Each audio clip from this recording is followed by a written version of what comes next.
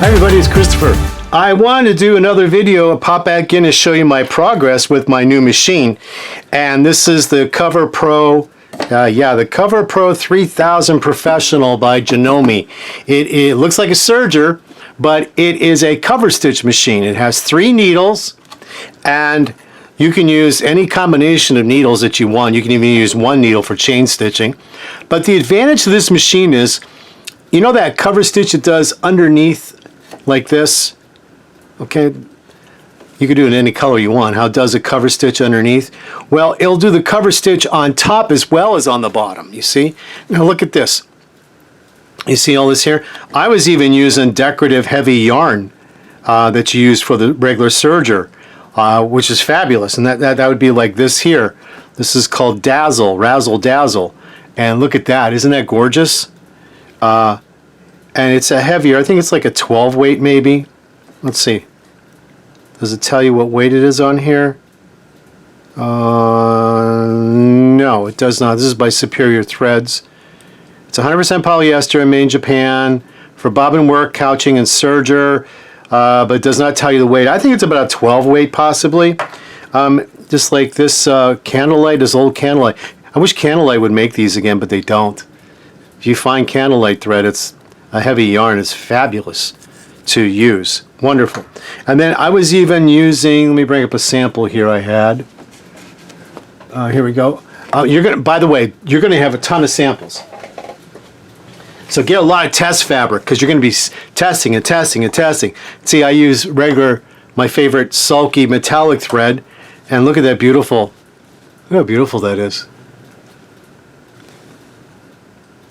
That's the top. And this was what I had on the bottom. So people say, well, what's the big deal? I mean, what are you going to use all this for? Well, first of all, you have to conquer this, because I'm going to explain something to you. This is really, you have to dot your T's and you have to cross your T's and dot your I's on this machine, because it really, I mean, one little thread that's not threaded correctly will throw it off. You have to really make sure that you follow the instructions and practice and learn how to use this machine and thread it properly, because if you don't, then it's not going to thread out. Like, see, different. I caught that tail under there when I was stitching. Here's one I was trying to do with a heavier yarn, a rayon, which was working okay, but then I realized I didn't have it threaded right. But this is great, and it also chain stitches. You know, you can chain off.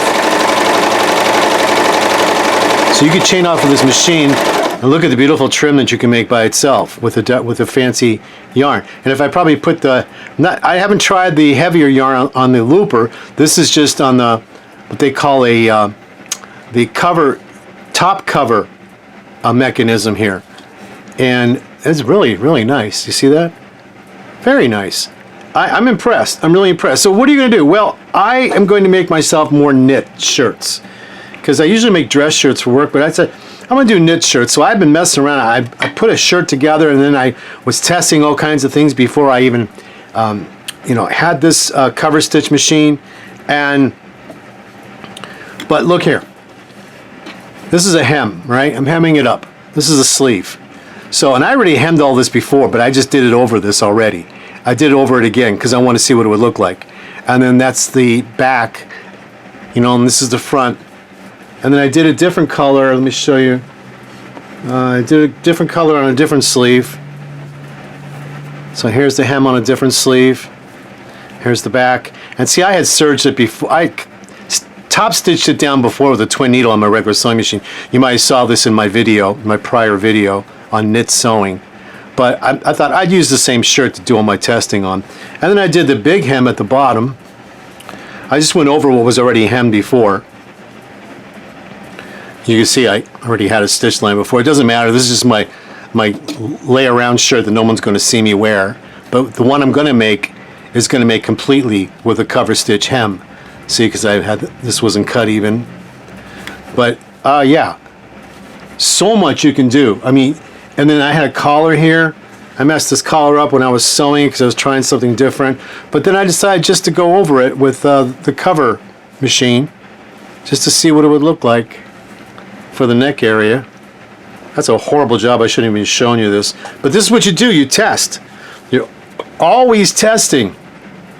If you're not testing, you're going to screw up the real thing.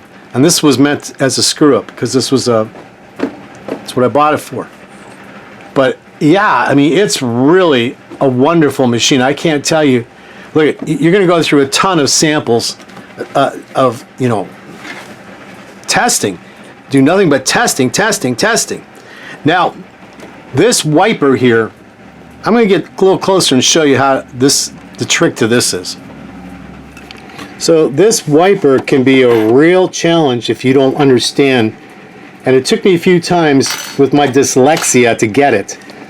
But anyway, you want to knock if you're using this heavier serger thread, I have my tension on that down to about 2.5. So you're going to follow the thread guide. What you want to do first of all is you want to bring down the wiper blade. Okay? Then you want to follow the thread path the way it shows you in the book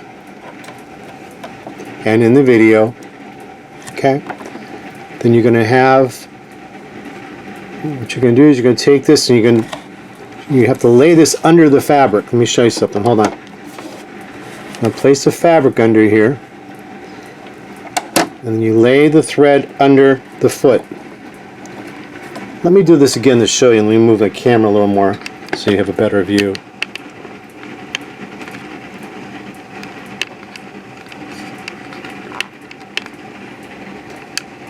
Okay, can you see that? Can you see that pretty good? All right. So all my threads are threaded. I'm looking to see what's going on. Now look here. Here's one here. This one came out from the bar. Believe it or not, just something that small can make a big problem. It really can. See that? You got to pay attention to everything. I mean everything. Okay, that goes there. One there, one there. Okay, there we go. All right. So now you're going to go through the following of the threading of this wiper for the cover stitch on top cover stitch. Now you put it through the little guide mark there. I think if I raise my camera and look down, it'll help you. So let me try. Yeah, I think that's about as best as I can get here. Okay, so you got it through the wiper, and then I'm going to tell you to put your fabric under your foot. Okay? And then while the foot is up, you want to take this and you put it over the top of that left, like a little hook there. You see that? Then bring the thread under the foot, then put your foot down. Now with your hand wheel, turn your hand wheel towards you, or your flywheel, turn it towards you about 2 or 3 full rotations. And after you do that, you see this here? You got to trim that. You got to trim this little one right here.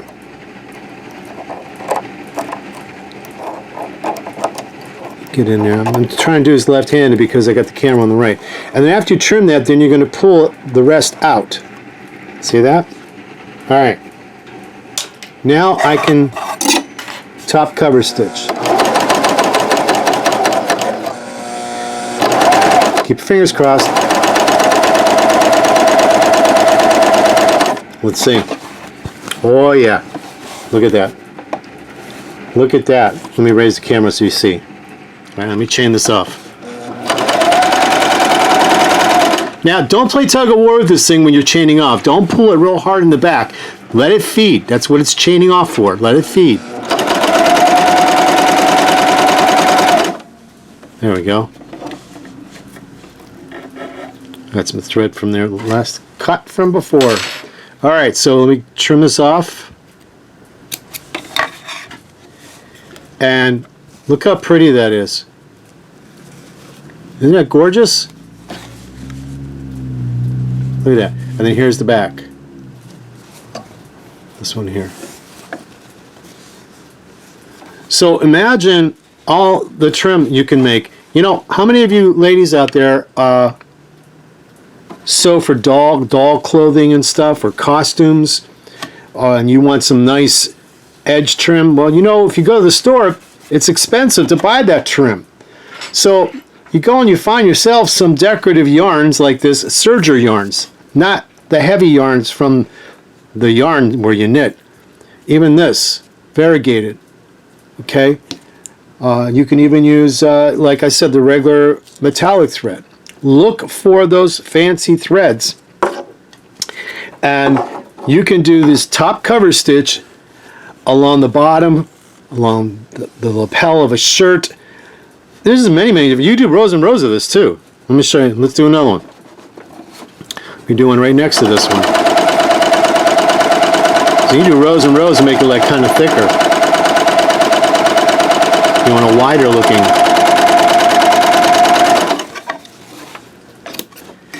You want a wider looking. You see that? Beautiful. God, the camera can't even justify this. You've got to see this in person. Let me shut this little light off and see if it makes a difference. Look at that.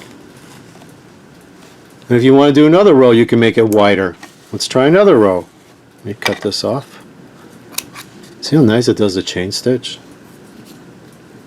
I shouldn't say chain stitch. How it just this is nice trim alone. You could take several strands of this and braid it, and then couch over it with a zigzag on the sewing machine with invisible thread to get a really cool 3D look. You know what I'm saying?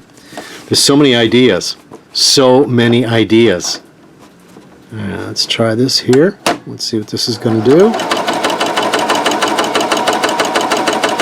Oh, and it feeds so smooth too. You hear how nice and quiet it sews? It feeds so smooth.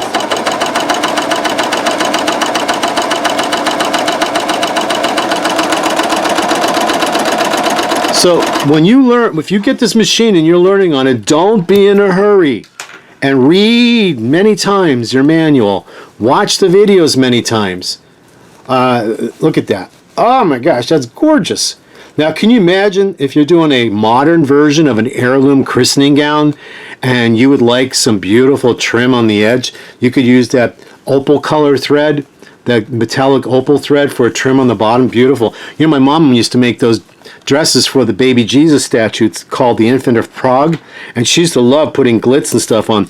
Wow, if she had one of these machines and was able to do this, she would have been like a kid in a candy store, right? In fact, I think in honor of my mom later on, I'm going to make a christening, or not a christening, but a gown for my baby Jesus statue that my mom gave me.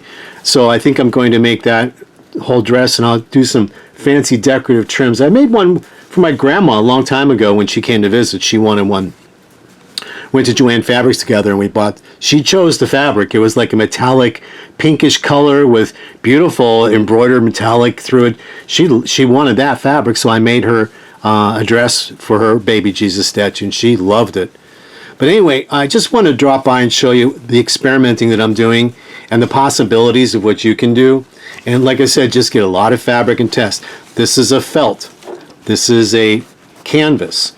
And then I was sewing on a faux velvet. They call this peach skin, or this was called peach skin. You can see it's like a velvet, crushed velvet. And then again, I was doing on knit. As I showed you this, I was doing on knits. So this machine can sew on many different types of fabrics. And like I said, don't be in a hurry, and you've got to study. I mean, you really got to go to college for this machine to understand. And you got to watch everything, because, and the most important thing that I found out, I knew I needed the right needles, but I only had regular serger needles. But there's a special needle that you need that really works so much better, and it's by Schmetz. I'll put a picture of it up on the screen here. And read the lettering, the code, especially at the end, SUK. That's very important. That's great for knits. Now, the needles that are in here right now, I replaced with my regular serger needle, and it's working great. But the best needles are the SUK. The ones, like I said, I'll flash a picture up here for you guys to see what the numeric is when you order it.